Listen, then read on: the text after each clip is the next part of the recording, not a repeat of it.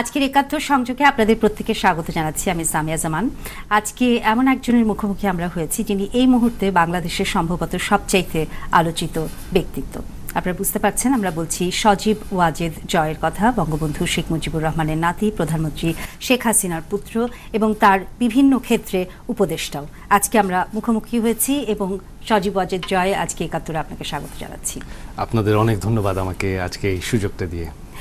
আপনাকে যে কারণে আমি আলোচিত শব্দটা ব্যবহার করলাম যে আপনি সম্প্রতি যুবলীগের একটি ইফতারে আপনার একটি মন্তব্য আপনি বলেছেন যে আপনার কাছে তথ্য আছে, সংখ্যা আছে, যার ভিত্তিতে আপনি আশাবাদ ব্যক্ত করেছেন যে আওয়ামী লীগে আবার ক্ষমতায় ফেরত আসবে।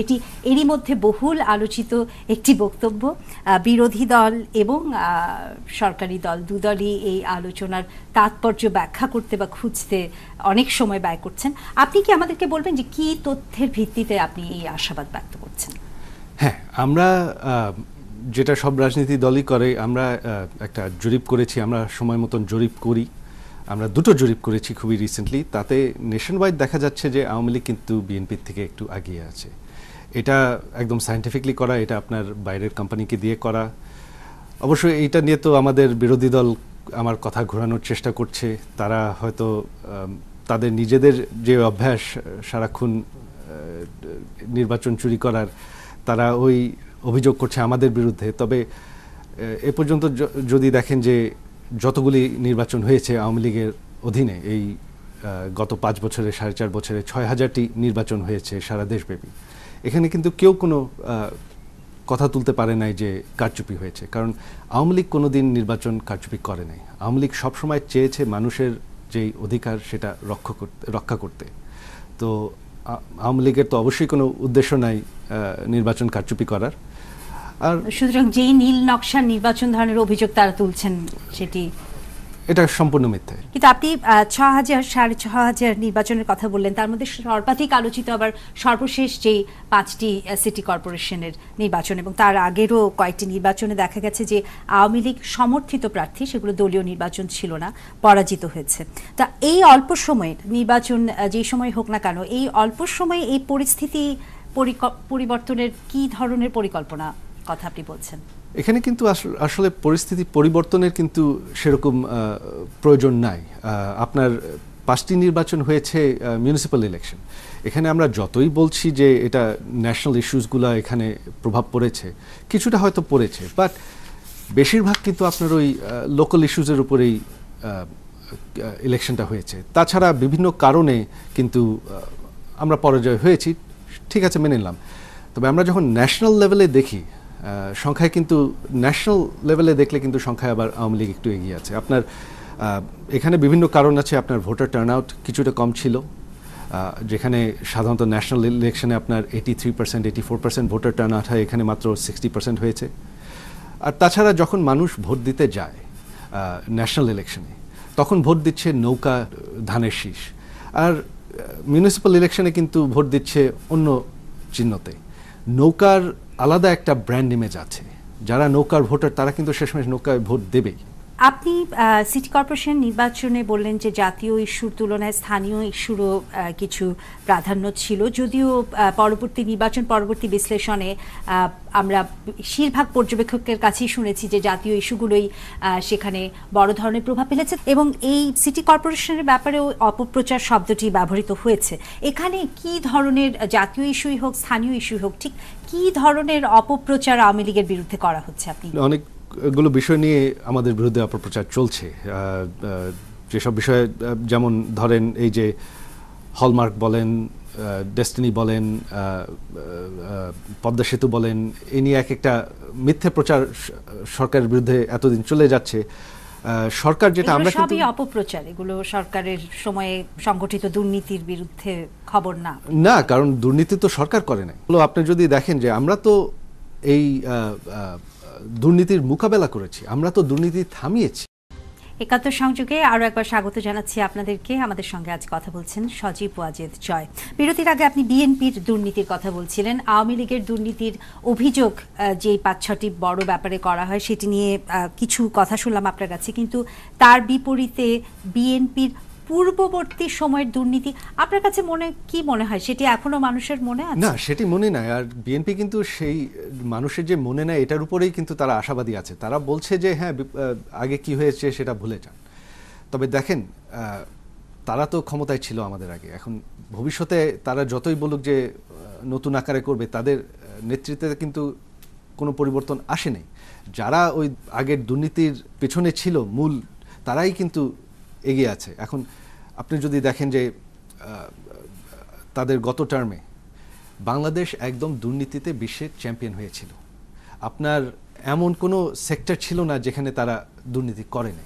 যে পরিমাণ দুর্নীতি করেছে যে তার জন্য কোনো ইনফ্রাস্ট্রাকচার প্রজেক্ট আগাতে পারেনি। বিদ্যুৎ সেক্টরে তারা একটি মেগাওয়াট বিদ্যুৎ উৎপাদন বাড়াতে পারেনি শুধুমাত্র তাদের দুর্নীতির কারণে।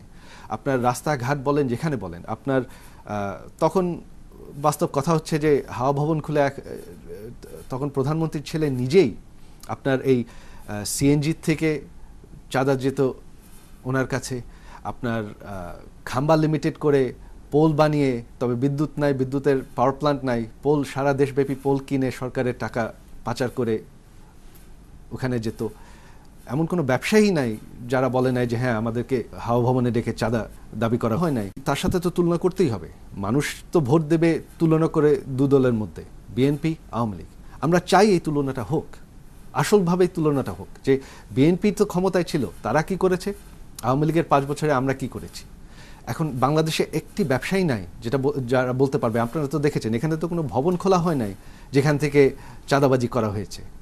এখান থেকে আমরা যদি দেখি যে এই যে মালয়েশিয়া আমরা শ্রমিক পাঠাচ্ছি, এখানে তো আমরা চাঁদাবাজি আরও বন্ধ করে দিয়েছি। হজের ফ্লাইট যাচ্ছে, এখানে তো আর কোনো চাঁদাবাজি হচ্ছে না, বন্ধ হয়ে গেছে। আপনার বাংলাদেশে আপনি একটি ব্যবসায়ী পাবেন না যে বলবে যে আমার জয়কে চাঁদা দিতে হয়েছে বা জয় ডেকে আমার কাছে জয় বনাম তারেক, এরকম অনেক খবর এমনকি সম্পাদকে প্রকাশিত হচ্ছে প্রতিদিন। আপনাকে কেন্দ্র করে একটি অল্টারনেটিভ ক্ষমতার কেন্দ্র গড়ে ওঠে কিনা এই আশঙ্কা, আপনি যেহেতু তারেকের কথা বলছেন, হাওয়া ভবনের কথা বলছেন, এরকম একটি আশঙ্কা তো অনেকের মনে আছে। সেই আশঙ্কাটাও কি সত্যি হওয়ার একটা সম্ভাবনা থেকে যায় না? সেটার প্রমাণ তো অলরেডি পেয়ে গেছেন আপনারা। আওয়ামী লীগ তো 4.5 বছর ক্ষমতায় ছিল, তখন কি আমি এরকম কিছু করেছি? আর বিএনপি গত টার্মে কি করেছিল? তারাই তো করেছিল। এখন আমার মাও দুবার প্রধানমন্ত্রী থেকেছেন, তারেক রহমানের মাও দুবার প্রধানমন্ত্রী থেকেছে। তারেক রহমান কি করেছে, আমি কি করেছি আপনারা স্পষ্ট জানেন। যেটা আমি বারবার বলে এসেছি, আমার পরিবারের আমরা শিক্ষার উপর জোর দিয়েছি। আমাদের দেশের টাকা, দেশের সম্পদ লুটে খাওয়ার কোনো প্রয়োজন নাই, আমরা ভালো আছি। তবে বিরোধী দলের যদি দেখেন গত টার্মে তারা কি করেছে, এটাই তো প্রমাণ। এই সাম্প্রতিক সময়ে আপনার রাজনৈতিক অঙ্গনে আমরা যে কারণে আজকে আপনার সঙ্গে কথা বলছি, আপনার কর্মকাণ্ড, বক্তব্য এবং আপনি বিভিন্ন জায়গায় যাচ্ছেন, বক্তৃতা দিচ্ছেন, এটা ঠিক কোন কনটেক্সটে? আপনি কি রাজনীতিতে আসছেন? আমরা যে শুরুতেই যেই কথাটা আপনি আমাকে জিজ্ঞেস করলেন প্রচারের, এখন হচ্ছে আমাদের ইলেকশন ক্যাম্পেইন। আমি এসেছি আমার দলকে সহযোগিতা করতে। আমার নিজের পক্ষে যতটুকু সম্ভব, যে পরিমাণ সম্ভব, আমার সেটা করতে হবে।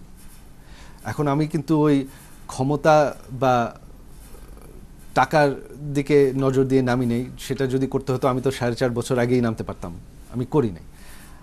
আমার উদ্দেশ্য শুধুমাত্র যে এই যে আপনি আমাকে সুযোগ দিচ্ছেন দেশের মানুষকে আমার কথাটা বলার, এই সুযোগটা অনেকে কম পায়। আমার ফেসবুকে এই পর্যন্ত একটি ছবি প্রায় 4-5 লক্ষ মানুষ দেখেছে 2 দিনে। এই সুযোগটাই আপনার এই ফেসবুকের ছবিটা দেখা যাচ্ছে, আশা করি দর্শক দেখতে পাচ্ছেন। আমরা লক্ষ্য করলাম সেদিন আপনি আপনার জন্মদিনের দিন বা তার আগের দিন আপনি ফেসবুক পেজ ওপেন করলেন এবং সেখানে 1000 লাইক দিয়ে বোধহয় শুরু হয়েছিল এবং এখন আপনি যেটা বললেন যে 5-6 লক্ষ হয়ে গেছে। এবং আপনি একটি পারিবারিক আবহের ছবি দিয়েছেন আমাদের বর্তমান প্রধানমন্ত্রী এবং আপনার মা শেখ হাসিনার। তো এই জানাচ্ছি একাত্তর সংযোগে আজ কথা বলছি সজীব ওয়াজেদ জয়ের সঙ্গে। আপনি ব্যক্তি চরিত্রের প্রভাবের কথা বললেন রাজনীতিতে, কিন্তু রাজনৈতিক দল তার নিজেকে কিভাবে প্রেজেন্ট করছে মানুষের সম্পর্কে, সেটি বিশেষ করে নির্বাচনকালীন সময়ে একটি গুরুত্বপূর্ণ ভূমিকা রাখে। আপনারা 2008 সালে দিন বদল লের কথা, ডিজিটাল বাংলাদেশের কথা বলেছেন এবং সেটি গৃহীত হয়েছিল ব্যাপকভাবে। এবার আপনাদের স্লোগান কি? কারণ বিএনপি এরই মধ্যে নতুন ধারার রাজনীতি নামে একটি স্লোগান দিয়ে তাদের কর্মকাণ্ড শুরু করেছে। আপনাদের স্লোগান কি হবে এবার? আমাদের স্লোগান এখনো ফাইনাল হয় নাই, তবে আমাদের মেইন থিমটা হলো যে আমরা অনেক এগিয়ে এসেছি, আমরা আগাতে থাকতে চাই, আমরা পিছিয়ে যেতে চাই না। কারণ সাবেক বিএনপি সরকারের আমলে যে পরিস্থিতি ছিল দেশে, সেই পরিস্থিতিতে আমরা ফিরে যেতে চাই না। তখন যে পরিমাণ দুর্নীতি, তখন যে পরিমাণ সন্ত্রাস, সারা দেশব্যাপী 500 বোমা হামলা, সরকারের গোয়েন্দা সংস্থা নিজেই 10 ট্রাক অস্ত্র স্মাগল করে আনছে সন্ত্রাসীদের জন্য, বিরোধী দলীয় নেত্রী আমার মার উপর হত্যাকাণ্ডের সাথে প্রধানমন্ত্রীর ছেলে নিজেই জড়িত, এটা মুফতি হান্নান যে সন্ত্রাসী তার কোর্টের সেটি বিষয়টি এখনো বিচারাধীন সাক্ষী। তো আমরা যে সেই পরিস্থিতিতে ফিরে যেতে চাই না, আমরা আগাতে থাকতে চাই। আমাদের থিমটা হলো যে হ্যাঁ, আমরা অনেক দূর এসেছি, তুলনা করেন কোথা থেকে কোথায় এসেছি।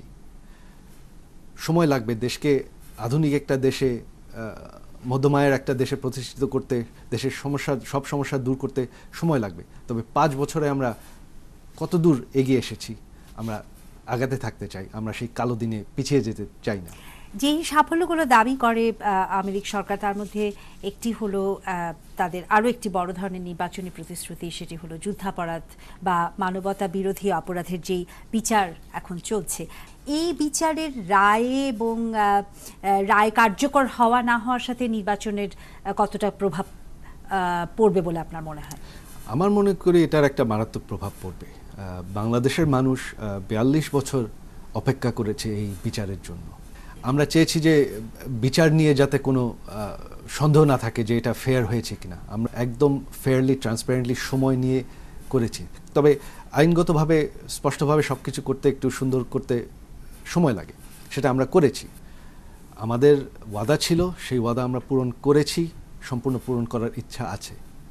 তবে এখানে যদি ফেয়ারনেসের ব্যাপারে, মানে আন্তর্জাতিক মহলে এই বিচারের গ্রহণযোগ্যতা, সেখানেও আপনি অপপ্রচারের কথা হয়তো বলতে পারেন, সেখানে লক্ষ্য করা গেছে যে অনেক বড় ধরনের প্রচারণা সৃষ্টি করা সম্ভব। আমাদের এই রায় নিয়ে, আমাদের বিচার নিয়ে কিন্তু বিদেশি কোনো দেশই কিন্তু বলে নাই যে এই বিচারগুলি ফ্রি অ্যান্ড ফেয়ার হচ্ছে না। তারা সেই সুযোগ পায়নি, কারণ তারা এসে দেখে শেষমেশ তারা স্যাটিসফাইড হয়েছে যে না।